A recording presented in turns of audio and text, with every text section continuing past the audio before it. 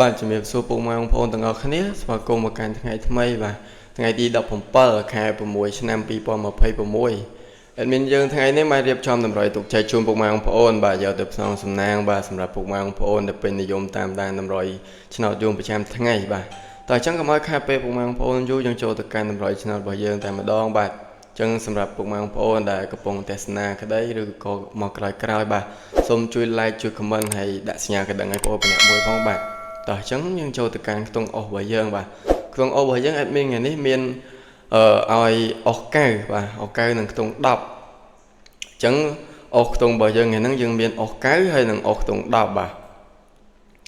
អញ្ចឹងយើងជាបន្ទាប់យើងចូលទៅកាន់ពីរលេខរបស់យើងបាទពីរលេខថ្ងៃយើងរបស់យើងថ្ងៃនេះ admin មានដូចរាល់ដងដែរបាទ4គ្រាប់ឲ្យពុកម៉ែបងប្អូនបាទយើងមាន94 16 18និង66បាទចឹងពីរលេខរបស់យើងមាន94 16 18និង66បាទ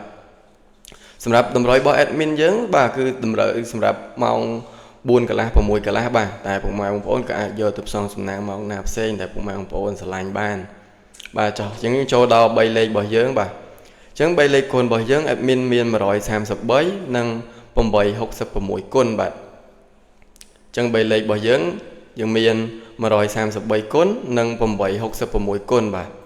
ហើយតម្រុយ admin យើងក៏មានតែប៉ុណ្្នឹងដែរបាទសម្រាប់ពុកម៉ែបងប្អូនយកទៅផ្សងសំណាងលេងបាទអញ្ចឹងតម្រុយរបស់ admin យើងថ្ងៃនេះបាទឈានចូលដល់ទីបញ្ចប់ហើយបាទជម្រាបលាចំពោះពុកម៉ែបងប្អូនទាំងអស់គ្នាហេងទាំងអស់គ្នាបាទជម្រាបលាបាយបាយ